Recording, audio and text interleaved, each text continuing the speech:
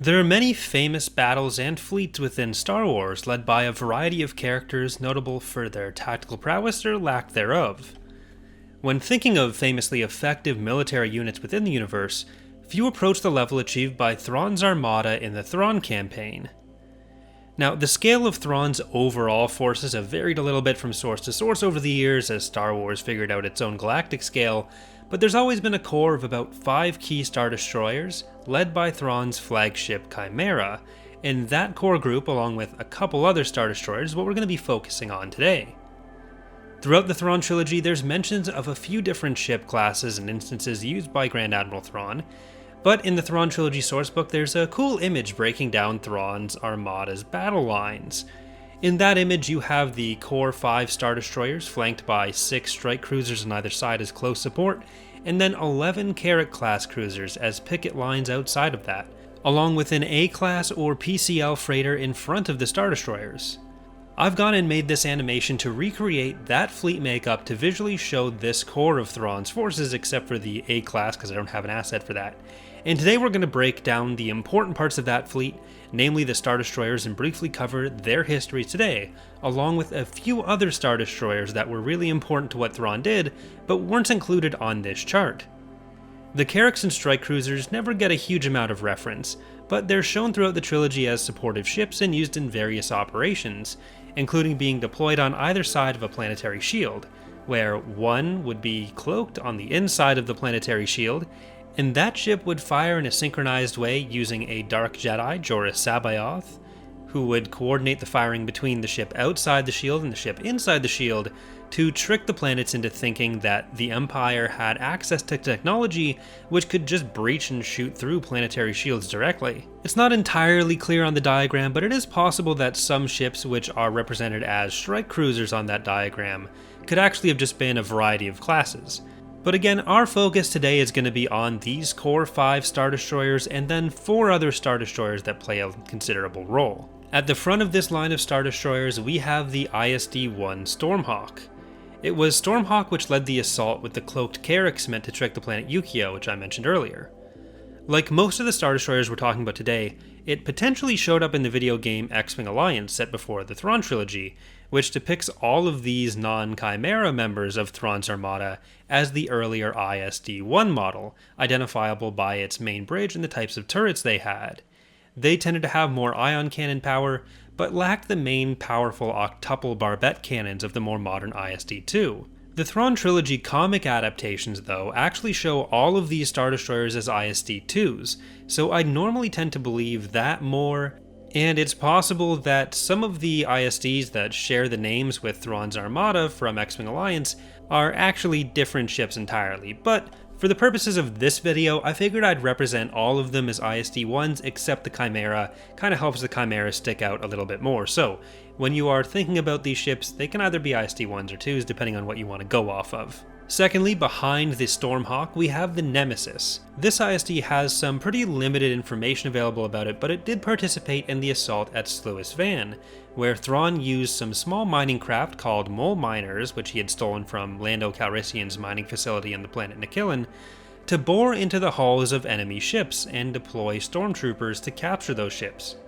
Unfortunately for Thrawn, this operation was largely a failure. Han Solo was present at the Sluis Van shipyards, along with Lando himself and Luke Skywalker, so when Han noticed that their communications weren't being jammed, Lando was able to use an override code to cause the mole miners to just finish boring through the ship's hulls. Because of this, the Empire was only able to escape with a few ships, including one Mon Calamari cruiser.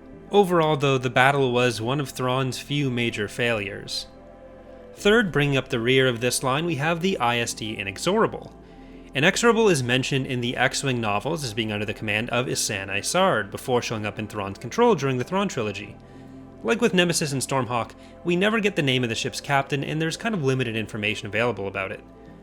Under Thrawn's command, the Inexorable assaulted a New Republic starfighter base on the planet Biffash, one of Thrawn's many successful strikes in his campaign which nearly pushed the New Republic to its breaking point. It also participated in other operations under Thrawn, including the failed Battle of Sluis Van. Next up, we have the Death's Head.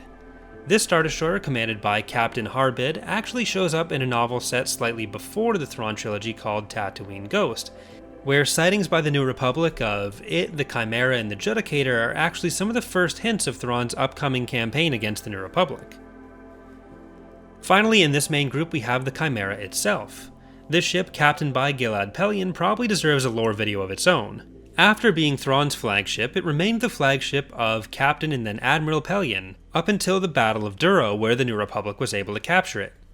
It remained in the Republic's service until the Empire faked a disassembly order, sending the ship to the shipyards of Anx Minor, where it was recaptured by the Empire and once again became the flagship of Pellaeon, now in charge of essentially the entire remaining Imperial military. Well, these are the only ships present in the chart from the RPG sourcebook, which obviously isn't exhaustive. There are 4 more Star Destroyers that I think are worth highlighting for their roles in the Thrawn trilogy and beyond. First, we have Captain Brandi's Judicator.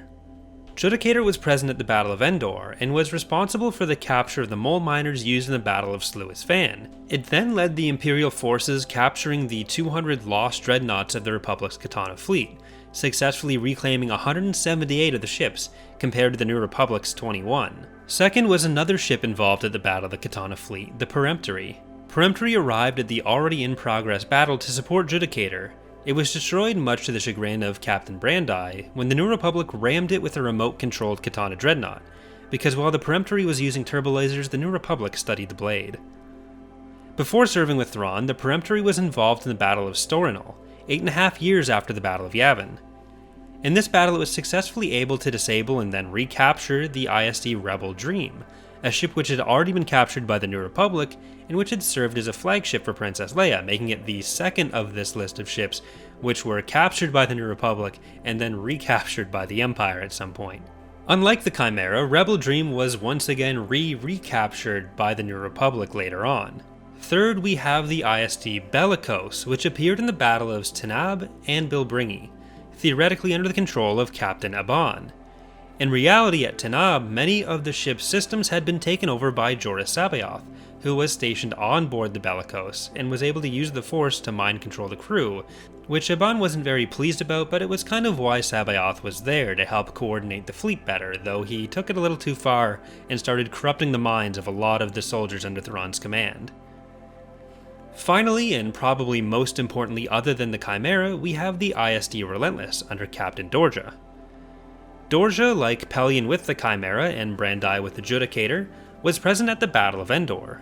The role of Captain Dorja and the Relentless in the Thrawn campaign itself was actually pretty small, though it came back to the forefront 10 years later in the Hand of Thrawn duology. In those books, a con artist named Flim worked to impersonate Grand Admiral Thrawn with the support of Groden Tierce, a clone who had some of Thrawn's tactical genius, and Moff Willem Dizra, who was making a power play to try to displace Pellaeon and continue the war against the New Republic, which Pellaeon was working to bring to a close. Even though the New Republic could essentially crush the Empire whenever they wanted, Dizra stood to benefit a lot politically and financially by the wars continuing.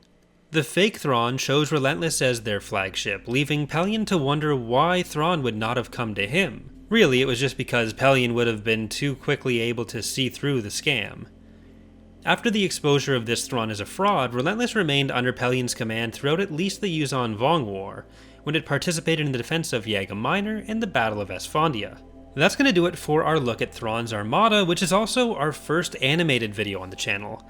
I've been learning some more Blender and 3D animation, and with the resources from the Empire at War Expanded mod, we have a pretty big library of 3D models of Star Wars ships that I'd potentially have access to recreate some fleet breakdowns like this, or even recreate some battles when I have a bit more experience with some of the other effects and animation. Obviously, there's a lot I can still improve upon. I want to do new asteroids, I want to improve the planet assets I'm using and figure out more on how to just set up the scenes better. And the ships are obviously RTS quality models rather than CG quality models, but I think it still opens up a lot of unique possibilities. I'd like to thank Evil Bob the Bob for the Star Destroyer model and texture used in this video, Aceritzel for the Strike Cruiser and Carrack model, along with Sky for the Strike Cruiser texture and Mr. Puerto Rican for the Carrack texture. If you've enjoyed the video, consider leaving a like or subscribing for more. If there's another topic you'd like to see me cover on the channel in the future, please leave it in the comments as well. Thanks for watching, and I hope to see you next time.